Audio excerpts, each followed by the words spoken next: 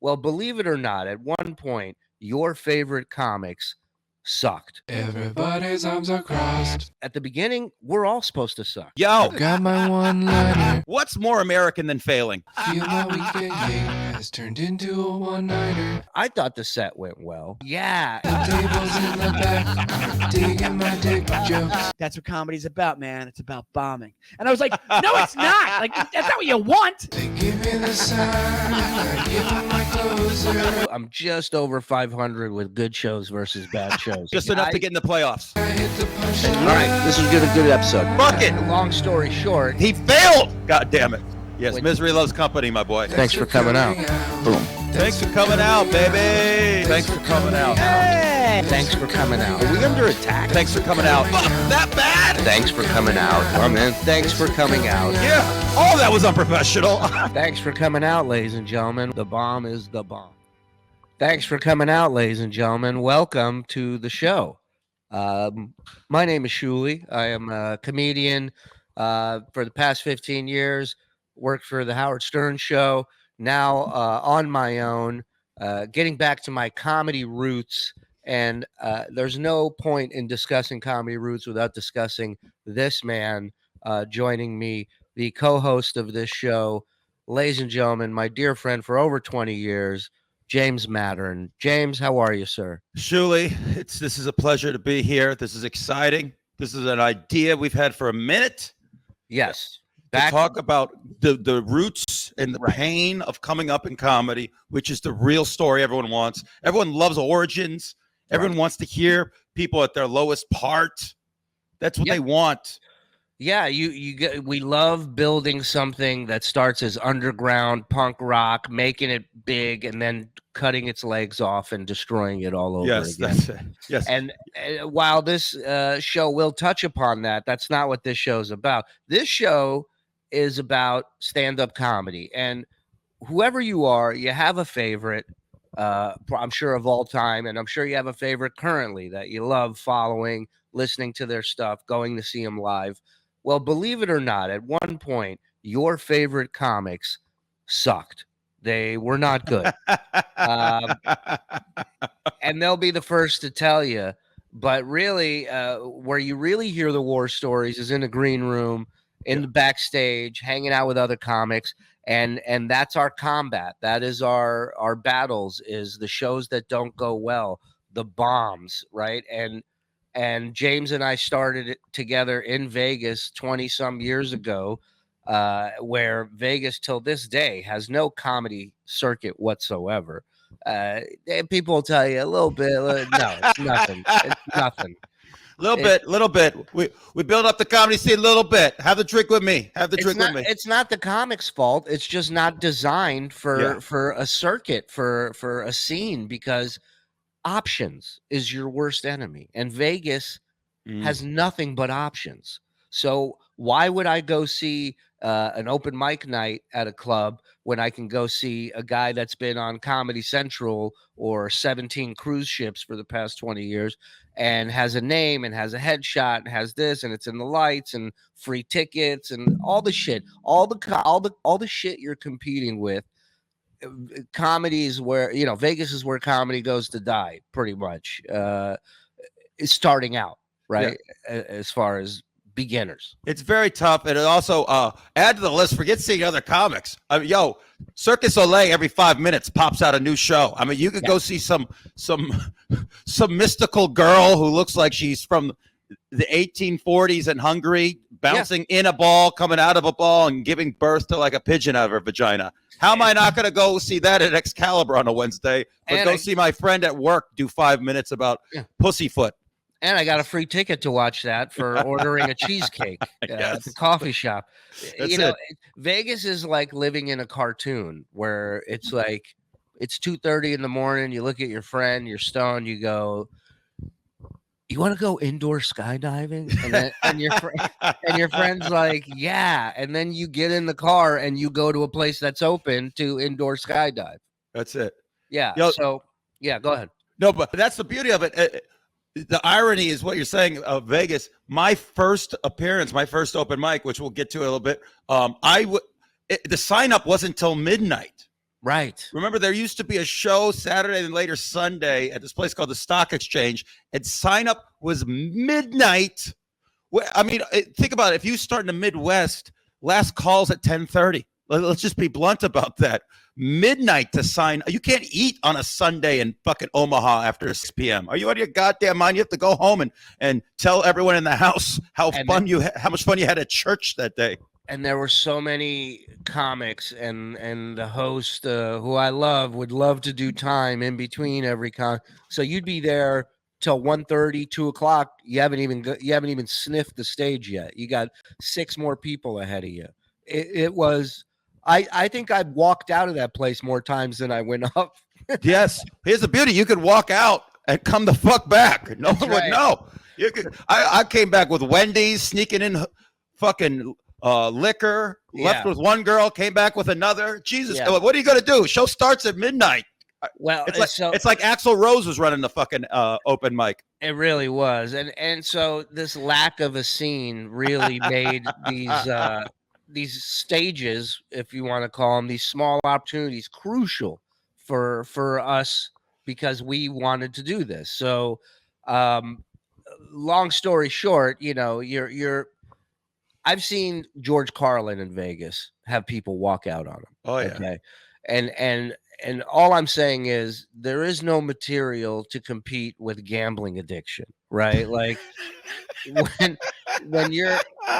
when you're doing a bar show, right? And a guy just lost the mortgage this month for his house, and you're like, "So, I've been dating this chick."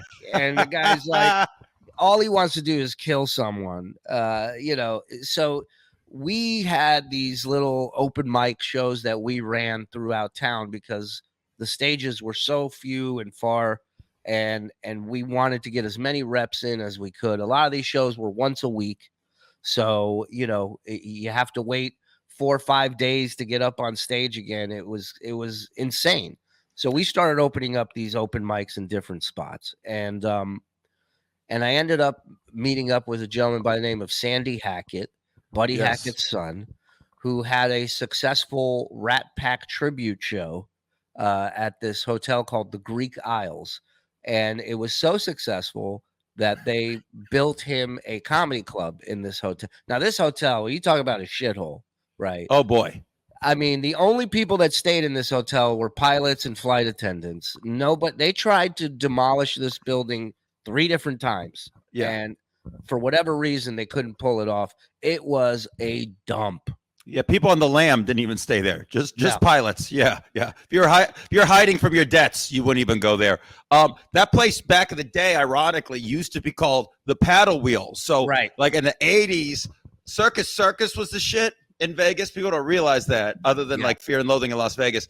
The idea was you could take your kids, leave them in a dark, smoky hotel where, they could get abducted, but they're surrounded by 3 floors of video games and table games for kids. What could go wrong? And that became the rave. And so there was one called the Paddle Wheel. My grandfather, who raised me, was the head of food and beverage. So I used to go to this hotel as a kid and just run around, get free tokens, eat pizza, all this shit.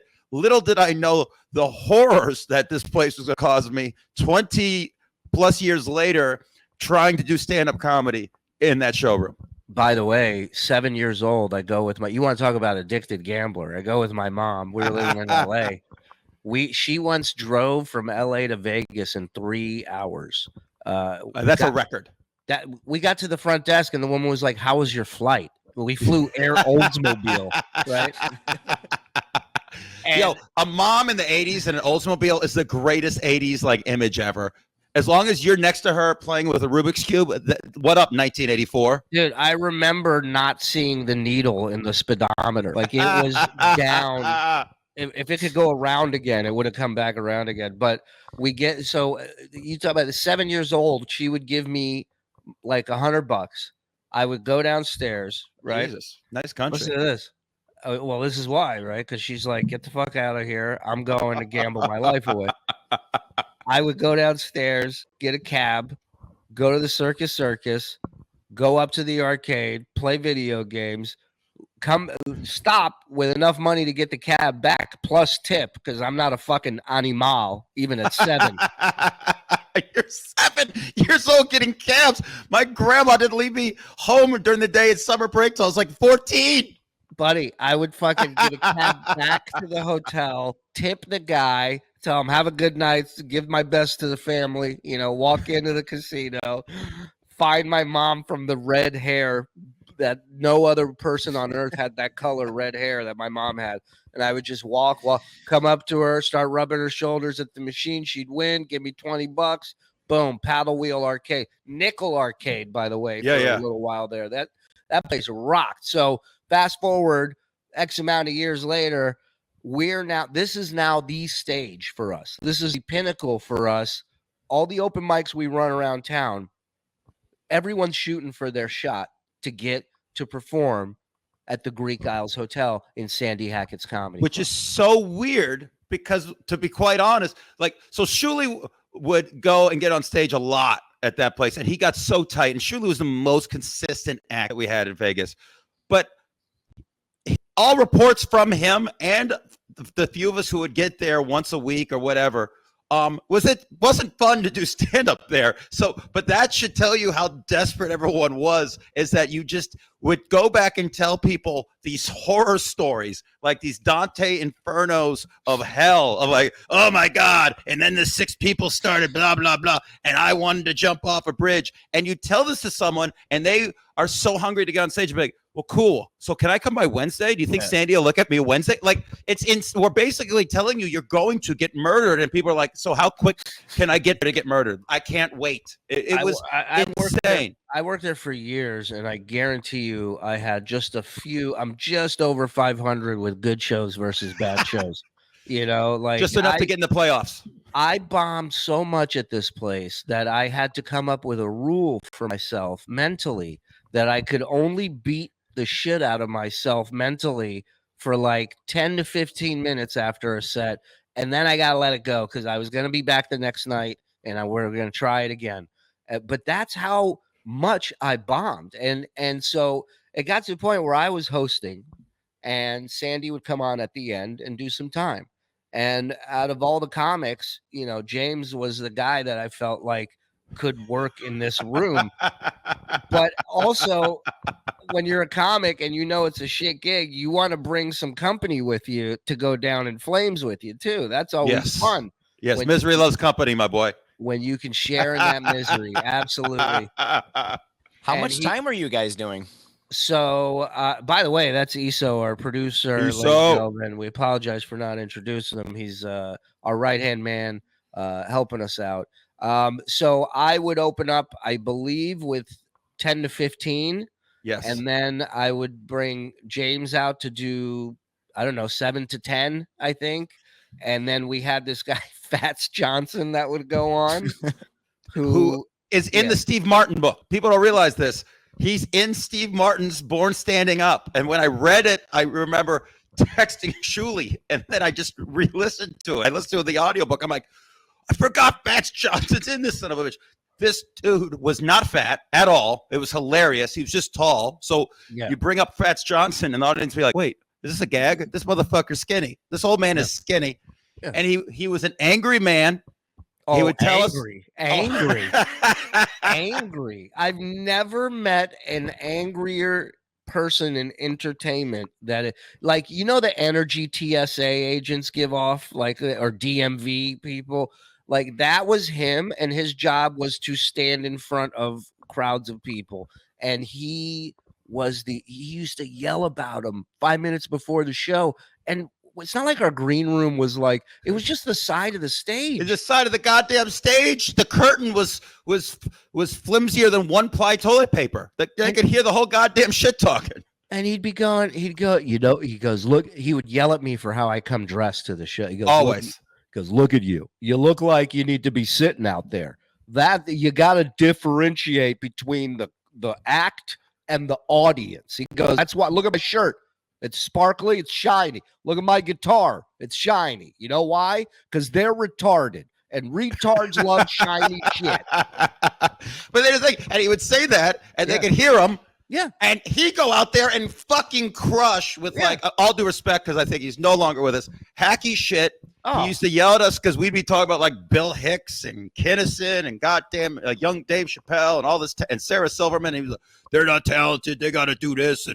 And he would bring up like all these old folk musicians. Meanwhile, he comes out there and does a Johnny Cash impression with his guitar. Go, if you got the time, come and jerk my twine. You know, and it's just like, do you remember they're hacks? They're hacks. The last time I saw him was I did a gig, and it was the first time I ever seen him struggle, Shuli. It was one of my last gigs before I moved out to New York.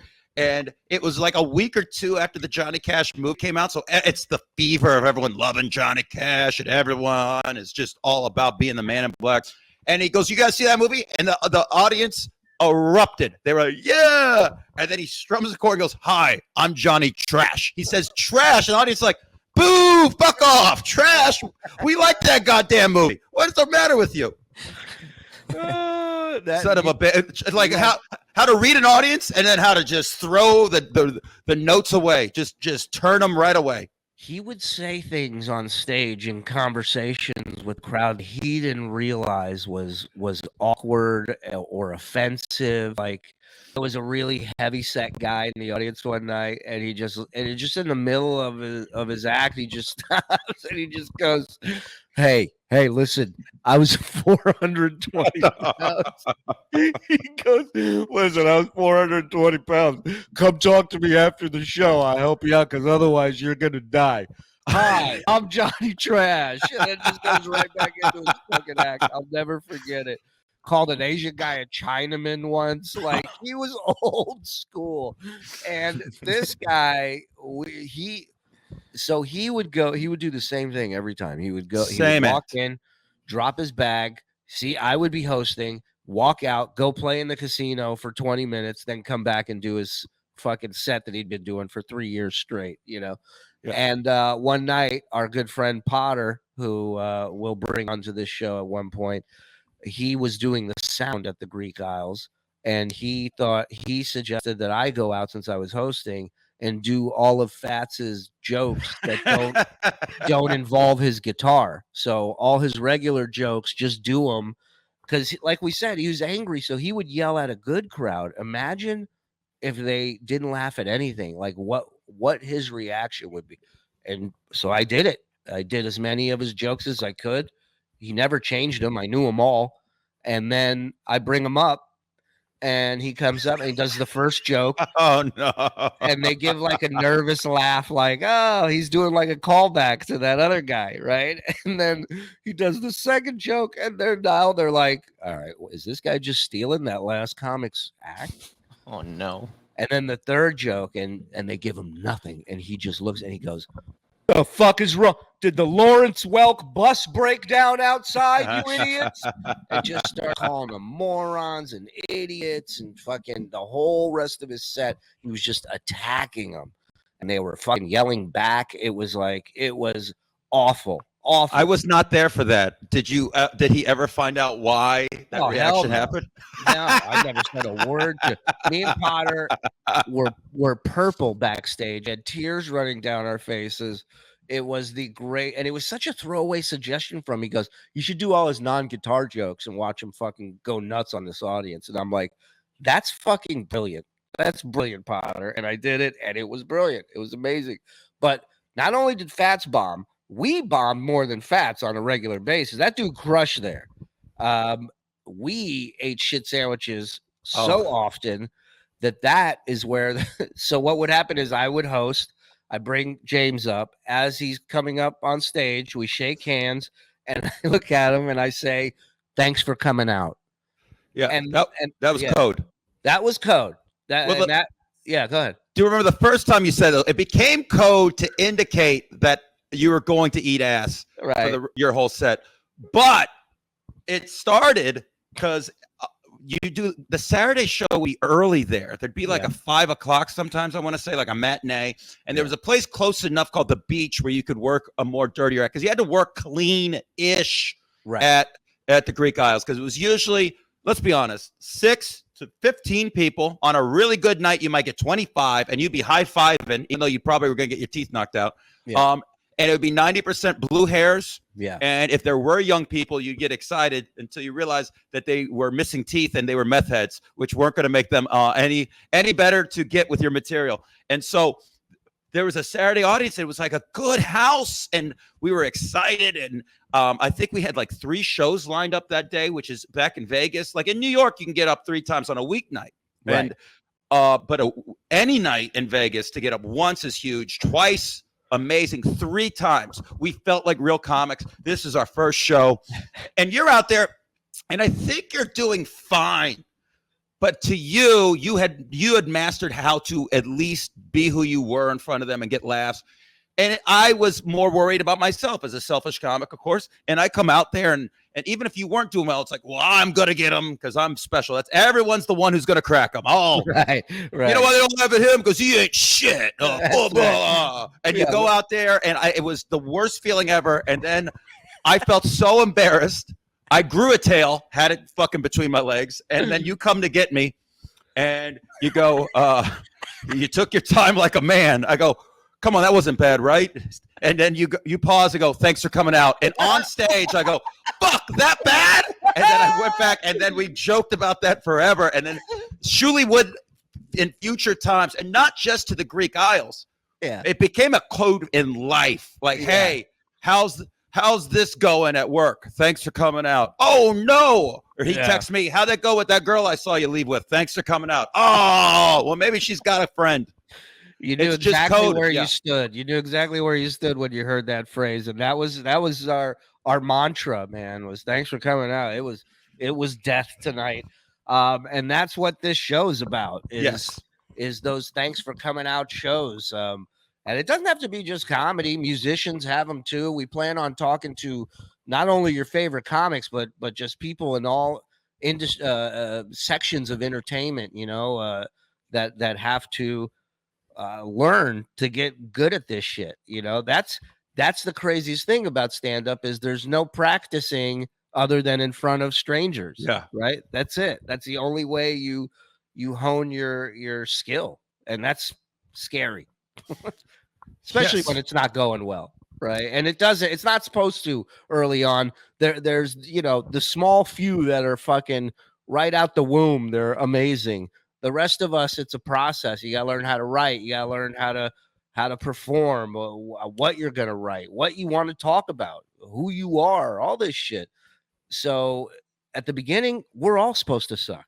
Yes. And here's what's weird: when you don't suck at the beginning. Mm-hmm. And here, we should also tell people this, guys. You're going to get real good at this if you're an aspiring comic. Listen to this, or if you're just a civilian because you love comedy.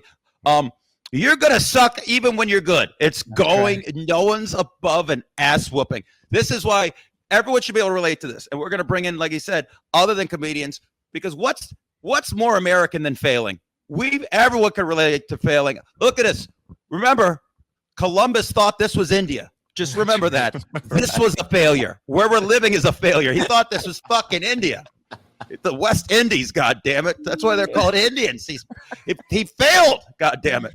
Yeah, it's how we get great. It's how we master the act, by failing over and over again. Whatever your skill or trade or whatever it is you do and that you're great at. When you started, you sucked. With kids, it's like, we went bowling a couple weekends ago. My daughter's like, I hate this. I'm terrible. I'm like, what'd you think? You were going to fucking...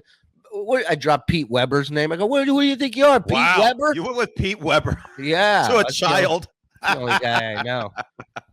What about what is it, Big Al? What was Bill Murray's character? I don't know. I said to her, I go, who do you think you are, Pete Weber? And she goes, fuck that cunt. I was like, all right. Oh, easy. whoa. She's nasty. She's vicious. 11, but she knows how to call it. So how dare she quote Pete Weber's wife in a divorce trial? So, I mean, we literally, our career started in a city that nobody's career starts in, right? Like you don't start in entertainment in Vegas as a beginner, right? Like everybody there is established or has experience. And here we are busting our chops in front of these old fuckers at the Greek Isles every night. That the other thing is they didn't even buy tickets for the show. Everybody that came got free tickets. So they had nothing invested in this show. But you had to learn how to work to 9 people in a room that held 80 or 90 or whatever that thing held. And that's where I think the shit shows is where you earn all of your stripes, not the kill shows. And there was an usher, right, Shuli, if I'm not mistaken. But the usher didn't earn their like he said. It's 80 to 100 people could sit there. It was usually 9, and it would look like a goddamn zone defense. You'd have 2 in the front, you'd have 3 in the row and the second row, but on the left wing, and then there'd be people in the middle and shit, like the old guys at the fucking Muppet Show. You couldn't get any. Like people always say, if it's gonna be small, you got to put people together. So. This is an old analogy I always talk about with comedy. So when I play a small room, I think the ideal thing is to make the small room feel big. And how do you do that? You put everyone together and they feel as one big entity. And you want big rooms to feel small. When you're playing a packed theater of like a few hundred or 1,000, we've been fortunate enough to do stuff like that. You want them to feel intimate. Like they're not huge, that it's just 20 people in a room. Right. That's the beauty. But you can't accomplish that when the 9 people, 2 are in the fucking lobby, one guy's hanging off the goddamn balcony, one dude's got hired to be the stage manager so they could cover up the fastest farts and shit talking behind the curtain. Like it just, there's no way of doing that. And that's a lot of what was happening at that place. So I wasn't real good yet and not or confident. I was learning, but this is like being not good and also not having training wheels. And forget training wheels. You have like bags of sand tied to the wheels like that. This is also, it was so intense. The fact that I'm here now, that we both got out of there and make livings in comedy is insane, because that should have made anyone with more brains fucking quit. I tell you, I had a night where I had to kind of do a self-inventory and really think about whether or not I wanted to continue. I believe it was at that stock exchange. Didn't it have like a little wall behind the stage that was like a half wall, so you could stand behind the stage and your top half can be seen by the audience if you were behind the stage? I think it was the stock exchange. But I did a set there. I thought the set went well. It was a good sized crowd. And then coming on after me, you remember the comic Rich Strong? Remember this guy? Yeah. He was hot shit when we started because he won some fictional contest. There was, I think there was some contest, but you don't know. It's kind of like the initial WWF Intercontinental title. Yeah. Pat Patterson just showed up, said, I beat a bunch of guys in Brazil, and you believed it. I didn't know there was a real contest, but Rich Strong was the winner. And so he would walk in dick first to the gigs, and you could tell he just put a bunch of cologne on. Like he was the cock of the walk. He thought he was Sinatra. He was the guy that goes, don't say pussy. You're not a headliner. You haven't earned that right. What up, everybody? Want to talk to you about our sponsor on Thanks for Coming Out. I know these people well.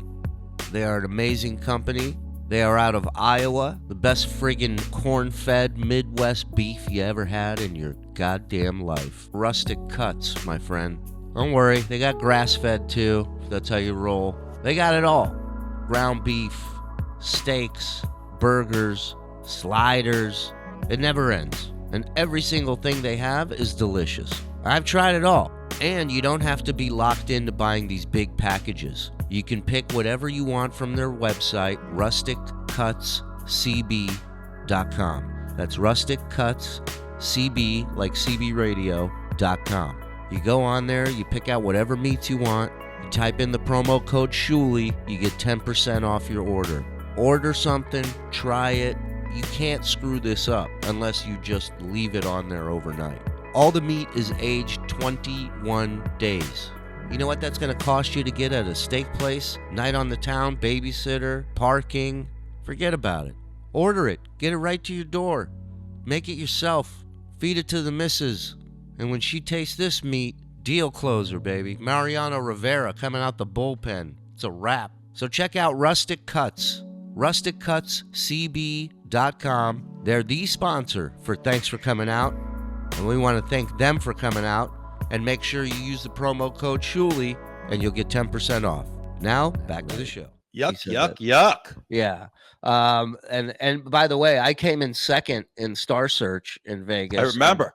The show hadn't been on the air in 17 years. So I don't know what contest he won, but all I'm saying is you probably don't know. You never heard of it. So he's doing a 2-man act, right? Where he's not on stage. He goes behind that half wall behind the stage. And this guy goes on stage whose job in real life was a cop. And he would do this act with Rich. He would go on stage and he brings this Christmas tree on stage with him that was animatronic. It had lights and it had eyes and a mouth.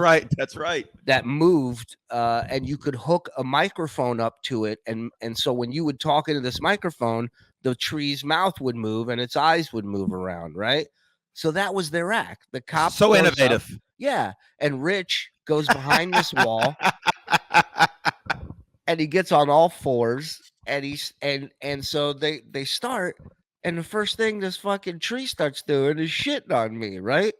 The tree's like, if I hear another Jew joke out of this fucking guy's mouth, he's like, we get it, you're a Jew. And I'm just sitting there. Nobody's ever really taken a shot at me. This is early on. So I'm trying to process, how exactly to handle this the right way. And then he said something else. I don't remember what it was, but it was like that falling down moment. And I just snapped and I walk by the stage and I go to the wall. Now, the audience can see the upper half of my body. They can't see Rich, who's on all fours on the ground, right behind the wall. And I'm just looking down. I'm going, hey, listen here, you fat piece of shit. I go, you gotta talk shit about why don't you go up there and do fucking John Panett's half hour like you did the other night, you fucking hack piece of shit, you fat fuck. Why don't you say that to my foot? Now, the whole time I'm screaming, I don't know. The mic's picking it up and the tree's mouth is moving as the audience. To you curbing him. Yeah. The tree is now calling him a fat fuck on stage. And I probably didn't handle that great, but I still, to this day, I'm glad I did it that way. But there's bombs that can turn physical, right? We'll be talking about that with people. There's bombs that turn the audience on you, and fights or weapons come out. Authorities have to be called. We've discussed this off the air, but we might as well present this on the air. So at the famed stock exchange, we had planned. So I used to be in bands. I thought I was going to be in bands. That was going to be my show business. And actually, the few people who get out of Vegas who start there are bands. The Killers, the bass player used to be in there. And it's more easily done than stand up. I'll tell you that. Yes. Ironically, the story I'm about to tell you, the member of the Killers was in the audience that night. So back when I was in bands, we would usually rehearse on a Saturday afternoon or a Sunday afternoon. And Comedy Central back then had 3 or 4 movies that they played for the whole year. Classics. Right. You might occasionally get Ghostbusters. You better watch it that Friday night it came out. But Saturday afternoon, it was a rotation of This Is Spinal Tap, Earth Girls Are Easy, right? Life of Brian, or Holy Grail. Holy Grail. But then was this documentary called Andy Kaufman, I'm From Hollywood. So we used to, as a band, be influenced by Andy Kaufman. We always thought he was cool. So when I ended up getting into stand-up, my buddy TJ had got out of the Army, and he'd crash at my place sometimes. By the way, I'm shocked that your band, inspired by Andy Kaufman, didn't break through. What a shocker. Yeah, what a shock. That. Yeah. We broke up on stage like the Sex Pistols, minus importance. We used to have inflatable penguins. Oh, my God, it was horrible. I mean, you really think you're being Kiss and Avant-Garde and Andy Kaufman, and you're like, you're just 3 dummies in a fucking – I was in a skirt. I'd wear a goddamn cheerleader skirt. How did I get it? I don't know. And so TJ wanted to be a comic, and I was in a band, and we would rent stand-up, and I got back into stand-up. So I got back into, like, Kinnison and Pryor, but also we were renting Kaufman. And we liked wrestling. And so this idea, I think I had been struggling trying to do material. So I was in a phase where I was going to do avant shit. I used to, poor Shuli had to see me. I ate pudding on stage once. No punchline, just eating pudding. And then people got mad. I'm like Andy Kaufman. And like, no, he was funny, asshole. So fuck you. And then you just end up fat and eating a bunch of goddamn pudding on stage. I'm allotted 5 minutes. There's like people. There's a list, a piece of paper with full of people who want to go and work on material and say something. I'm eating pudding and getting hostile. So in like the middle of like they're the assholes. like there, I am an absolute. I'm wasting time. There was once, and I'll finish. I'll pay this off. I promise. There was once at another place, which we'll get to in general. Honest John's. We have. We could do 7 episodes on that.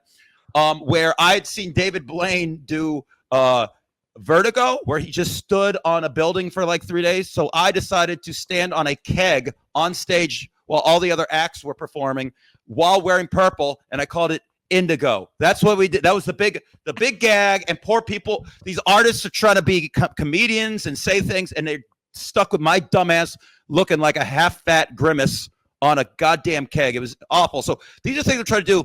We had this idea, though, where I was going to go on and get heckled. And it was going to be a fake heckle. And the audience wasn't going to know. We were going to make it look real clean.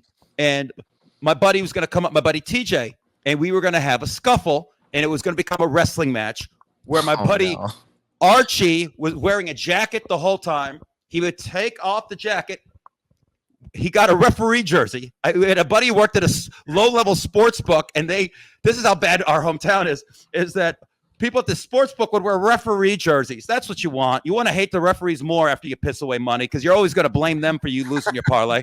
And so Archie has that, but he was going to do a ref bump in the middle of this bit, when the referee gets hit, and we were going to, for 10 seconds, me and the adversary team up and take his referee's jersey off, where he'd be wearing a bra. So about 2 comics before, Archie and his girlfriend sneak into the bathroom and do a switcheroo. He puts his girlfriend's bra on underneath the referee jersey. He's committed to this. We're committed to doing this. We're going to have a fake fight from a heckle wrestling match.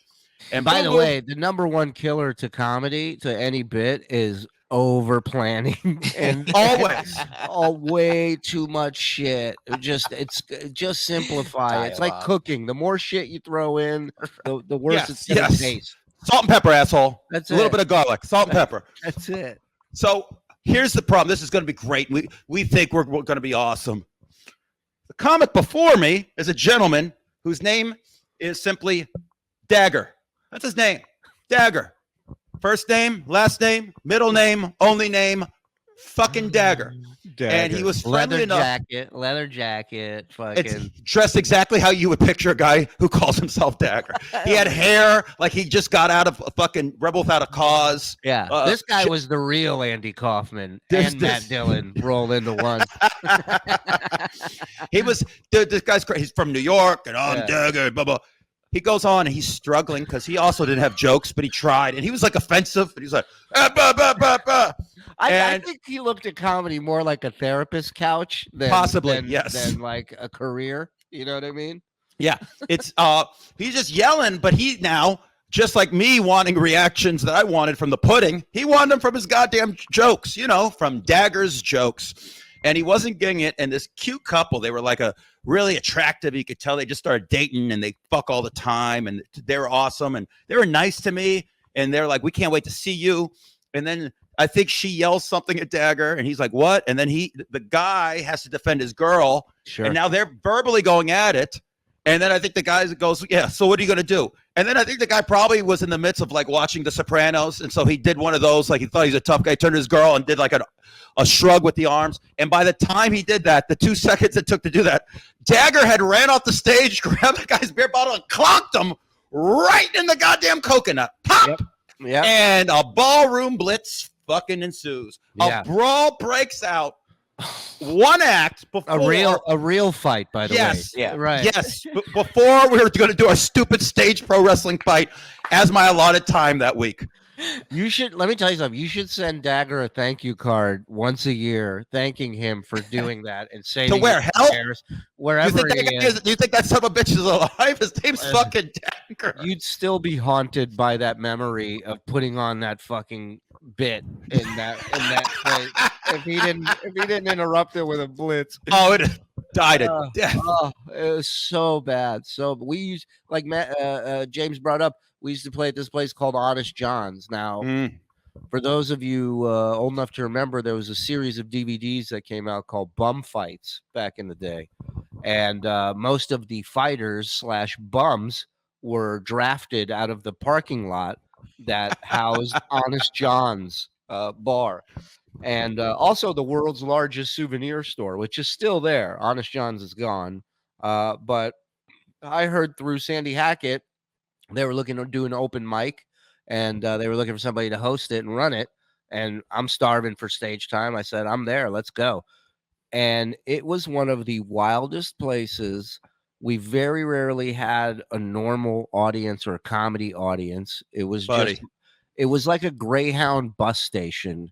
Absolutely. And, in a really bad city. Not just, I mean, Greyhounds are shitty anywhere. I'm talking fucking Peoria, Illinois. I'm talking Atlantic City. You ever gone to the Atlantic City Greyhound at 2 a.m? Holy shit. Yeah. It was the last stop for a lot of people. And we're sitting there trying to do comedy and just one after the it's like Saving Private Ryan when the door opens on the boats, just one after the other, just getting slaughtered up there. It was what they call in Vegas in the casino industry a breaking house. This is where you learn to deal roulette on your breaks and all that other shit. You learn how to fucking really properly bomb in that place. And the characters we met were unbelievable. Dude, there was a guy named Shorty who was short, but also I believe was missing a finger. And so he had like a stub. So that's what Shorty was. There was a dude who I think was the cover of Bum Fights. He hung around there. He would always be nice after the show and be like, hey, that's really great. And you're like, all right, this is nice. He's probably not as bad as I think he is. And then, I'm from another planet, man. You know that there's really people like he basically is giving you the plot of They Live. He's basically telling you should go get sunglasses and see him and all his brethren from another planet. I thought that bit you did on Gravity was funny. And you're like, thanks, man. And then he goes, we don't have gravity on my planet. Later. It was so wild. It was and to say that place is a rough bar isn't doing it enough credit. No. That was a place. I am surprised that shit really didn't go down there. I am surprised I have both my eyes and my limbs from doing stand-up there. Sometimes twice in a week. Twice in a week you would perform there. I can't even count how many times I opened a door to the bathroom there and walked in on somebody doing crack. Mm-hmm. And I was like, oh, excuse me. Sorry. I didn't realize the crack room was occupied. And we couldn't wait. We couldn't wait to go and perform there. Desperation. We just wanted to do this. Yeah. Sounds like a nightmare. Yeah, it was. It really was. Like they had this karaoke machine on stage, and I came up with a bit for it one night while bombing called the Shecky 3000. Oh, yeah. And I would just turn the reverb up on it, and I would hide behind it, and I would go, I am the Shecky 3000. Automated. Oh, wait. Hold on. I can do it. Hold on. Oh, this is great. I am the Shecky 3000. Please say a celebrity. And I will impersonate them. Yeah, pick a celebrity. Yell one out. Oh, Khloe Kardashian. Hi. I'm Khloe Kardashian. What do you think of my awesome tits? So that's the kind of humor we'd be bringing to the table. And it would just like I remember we let homeless people go up and do time. Anybody could go up on stage if they wanted to.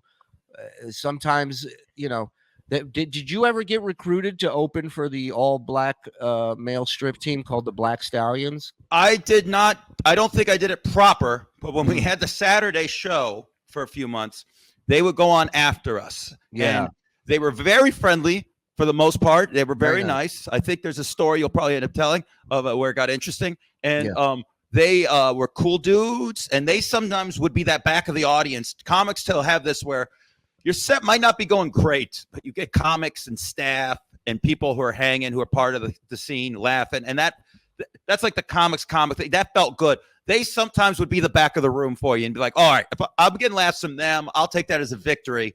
from these 8 fuckers who are on every pill ever imagined. Yeah, I mean, if you could make a male black stripper laugh who just got off a cat bus and 3 transfers.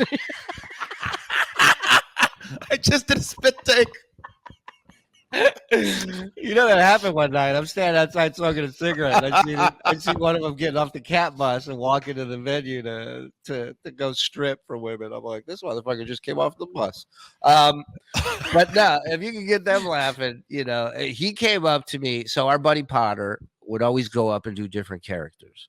Same act, basically. Same act. You just maybe a tweak here and there. Yeah, which fit the character. Which made it even funnier of like how he would crowbar in these jokes that were meant for one character into another. But he's doing this character called Stu Morrison, and Stu was the cousin of Jim Morrison. But real quick, let's give him some context. I'm sorry, Shuli. Yeah. He also did a wrestler with a Tri-Hawk called Tri-Hawk, who had a catchphrase, "That's just weird," where he would do the same jokes from the other acts. Yes. He also did a mentally handicapped, special needs person, Lenny Leonard. He also did a character that was performing his first time, and he would get real nervous and tell the joke and run off and then come back on. And if you're hosting, you'd have to go on stage with him to force him to perform. Am I missing one more before you tell him about Stu Morrison? Am I missing what? It wasn't there one more? No Dose, the trucker. No Dose, who's a coked up, speeded out trucker. Yes. Yeah. And Rope Swing. Stefan Flamer. Oh, Stefan Flamer. Yes, which would really go over now in 2021. So please, he goes and does Stu Morrison, Jim Morrison's cousin. Jim Morrison's cousin who sings children's songs. Yes. And so he does a It's very funny. He does a dead on Jim Morrison, but he's a hilarious dude. He just starts it. The wheels on the bus go round and round, and he's doing it, and it's getting left. And then eventually he does the Morrison thing where he just starts yelling, "You're all a bunch of fucking slaves," to the man and the system and all this. Which he would do everywhere, regardless of where the show was. If we're playing to the Greek Isles and he did it, he wouldn't say fucking, but he would say it in front of the 9 white blue hairs. Yeah. If we're at the beach, you would say it to that. It doesn't matter. It was just that was something Morrison said. But on this evening, with the Black Stallions in the back. Yeah, the guy had seen him previously doing this bit, and we show up to do a show, and the leader, the head stallion, comes up to me and says, "Listen, tell your buddy, don't do that slave shit tonight." And I'm like, "Yeah, you got it." I'm looking at his belly button. That's how big this fucking guy was. I'm like, "You got it." I walk over to Potter and I go, "Potter, listen, dude, you can't do. You can do Stu Morrison, just don't fucking say that slaves line." I'm like, "These guys will fucking kill us," And he's like, "I don't mean it like that." I'm like, "I know, dude. Just don't do it. Just fucking, And he's going, "But it's a thing Morrison said." I go, "Potter, just let it go." They don't even know who Morrison is. Yeah, I go, they don't get it. I go, "It's fine. Just you don't need it. It's no big deal." And he's like, all right. Goes up there, starts doing the thing, literally looks at the guy and goes, "You're all a bunch of fucking slaves." And I'm in the background going, I'm dead. Oh, God. And they let him slide somehow, some way. I think they appreciated the nuttiness of him. And Potter is a guy who will walk across the fucking 2 buildings with no net. First time ever. He is one of the most fearless human beings I've ever met. So fearless. It was, but also, this in years of doing it, the worst thing you can tell a comedian is don't do something. And I'm not like that bad of a rebel rouser with that shit. But anytime I've been told, hey, you're hosting? Yeah. Here's your list of rules. No cursing. Ask if there's birthdays. I don't ask if no one's having a birthday. I say fuck from the jump. Don't tell a comic what they can't do. If you want them to not do something, there's other ways to phrase it. But don't be like, hey, you can't do that. We learned that. Well, listen, I watched a comic tell Potter, "Don't put your finger in my face again, or I'll beat the shit out of you." And yes.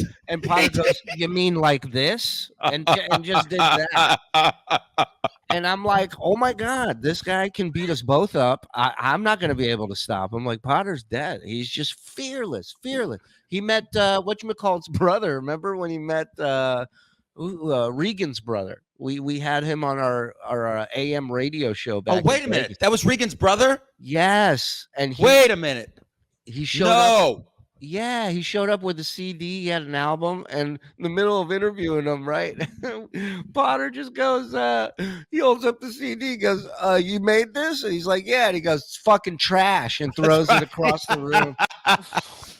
For the bit, like for the joke, like, and it was. I mean, I lose it. I've always said if he wasn't so fucking out there, he could be on SNL tomorrow and would fucking crush it.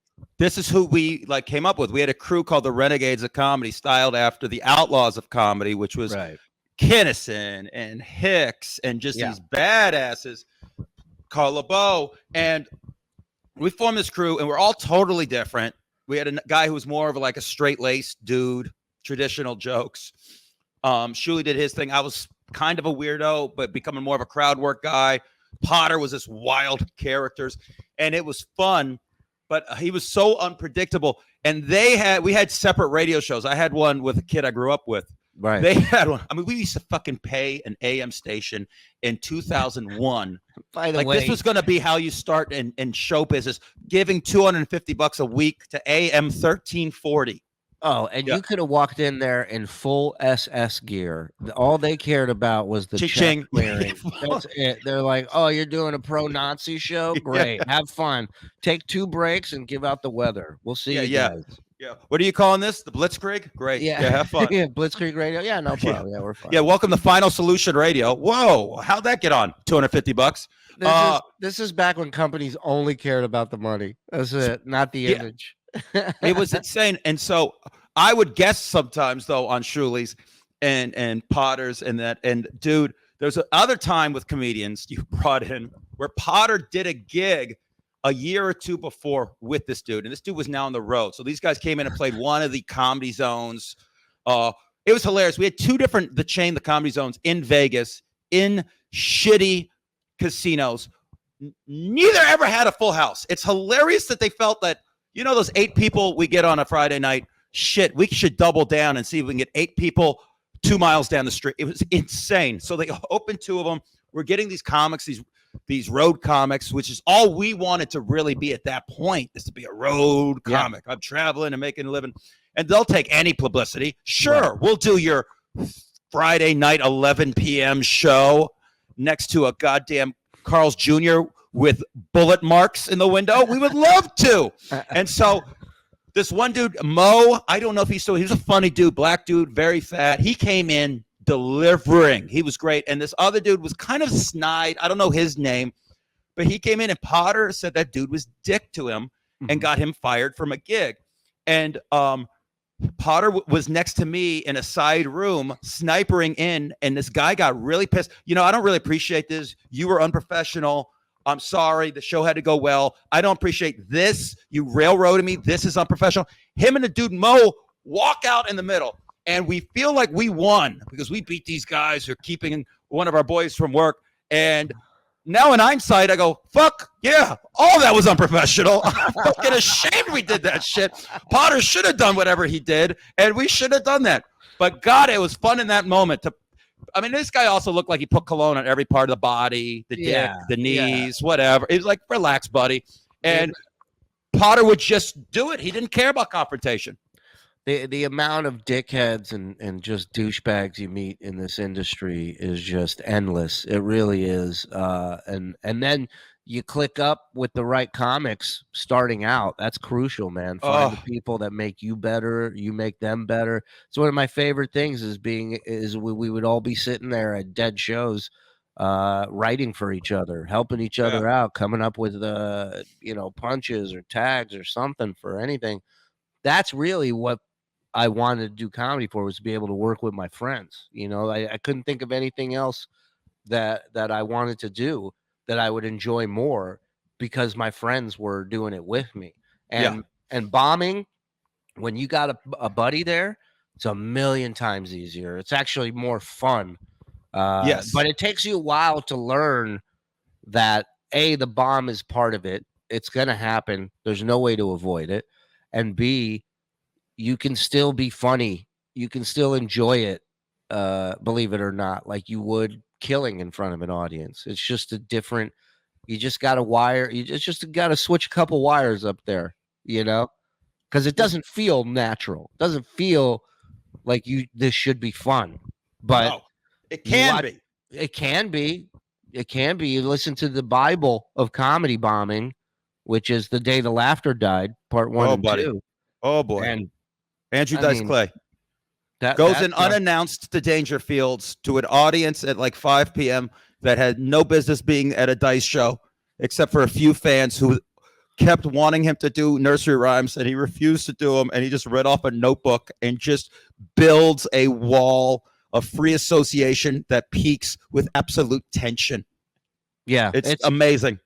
And it came at such a crucial time for me learning about that album, because I was bombing so much and I hated it. And then hearing this guy create a double album off of it. So amazing. And I mean, talk about leaning into something. What we eventually want to end up doing on this show is interviewing Dice about it, but we want to do it legit. We want tell them the idea we came up with, James. We're gonna try, if we can ever get Dice, we're going to do like a several part. We're gonna treat it like The Last Dance, and we're gonna break that son of a bitch down like it's a Zapruder film, baby. We're gonna go frame by frame on that record and get everything he could remember about that. When I got past at Dangerfields out here in New York, it was that club is no longer with us. It is a fatality of COVID and shutdowns. But when I got past there, it meant the world to me. And I sat with the owner. When you get past there, he was one of the few owners who would actually come and see you your first 2 sets, not to make you feel nervous, but he enjoyed you and wants to hang with you. And I just remember telling him, I'm like, this is wild. I'm performing where that record was made. That meant more to me than that. And if you've ever seen Dangerfield's last real hurrah is in the Joker movie. That is the club. Right. That place never got renovated, never changed. The reason why that place looked like 1974, because that fucking place was still 1974. There was couches that had that smell that when you walk in, you thought your dead grandparents were back from the grave because you haven't smelled anything since that shit. It's like, is Nana here? Where's Nana? Oh my God. Just old stale Pall Malls in the air. Yes. Pall Mall, perfect analogy. And that's where Dice did that record. I performed there. It's like bombing so much. Like there's that wonderful Comedy Store documentary on Showtime. Mm-hmm. Maybe it's not perfect, but there's enough if you love comedy in it. And there's an episode about, like, I think they just call it The Wild Bunch, and it's about experimentation. And I think there's maybe some Kaufman in there, but there's Robin and Kinnison. But there's a few minutes on how Damon Wayans and Jim Carrey before Living Color would go out there and just basically almost bomb on purpose. They made it sound like sometimes it worked, and they're like, well, fuck it. All right, that happened. We had one good one. Let's see what they think of me tomorrow. And they ended up loving each other, becoming friends in that because they kept pushing themselves. There is look, don't get this wrong. Don't go out there. Some people really do kind of enjoy bombing. Get a fucking job. But there is a piece to experimenting and pushing shit and making people uncomfortable. Patrice used to say, like 5 minutes in, if they weren't going, he was taking them all out with him. If I'm going down, you're all going down with me. And that's a piece of work. And everyone knows this. As much as you love your friends in comedy, man, everyone loves watching your friends handle a bomb in the back of the room. It's fucking unbelievable. There's a part of it's how can you handle it? Are you going to lose it? Are you going to say things that they just miss at that point because it's already done? They already hate you. It's so fun to see your friend dealing in that moment because you also know that you've been in that moment and you're going to have plenty more waiting for you. Well, it's also the fact that, here you are, you've memorized this playbook for weeks, right? And now you're just calling a huge audible. Whether you want to or not, you're in an audible situation now as a comic where you have to run a whole set of new plays on the fly and figure some shit out because, you can bomb in front of 20 people. You can bomb in front of 3,000 people. It hurts the same. The amount of people doesn't change the bomb. The bomb is the bomb, and it will always be that. Well, someone didn't think you're okay, right? Didn't Carlin, when he got interviewed by Jon Stewart, he said it always comes back to the reason he does it is it's your parent or your teacher or someone going, hey, he's okay, he's a good boy, he did all right. That's the basic response of what we want. Yes, there's more things out of it, but that's it. So when you bomb, it's basically your mom saying, you're not a good boy, I don't like you right now, go to your fucking room. And it's like, oh, none of us are above feeling that. I mean, I've been in situations in Long Island where I've screamed at a table, I hate everything that comes out of Long Island. Everything that comes out of here is shit. Like sometimes shit comes out of your mouth in those situations where, and that was a little bit different. That was more of a heckling thing than a bombing thing. But, for the most part, hecklers aren't really helping your show. Eddie, as much as they love to think you can't tell them that. Yeah, right. That's the first words out of their mouth. I was just helping. A guy once said my mom was a whore, and I use that when I host. When I set up the room after I get the light and I bring up the next act, the first act that isn't the host, and it's based on someone once said my mom was a whore. We had a little thing, yelling at each other. Eventually, someone told him to pipe down, and then after he comes to the bar where I'm trying to relax with probably a whiskey, and he goes, "Hey man, I'm sorry. I was just trying to help out by calling my dead mom a fucking whore. You asshole." What the? How is that helping anyone else, stupid? How is it not? Nobody knew until he yelled it. They didn't read either our Wikipedias. They should have.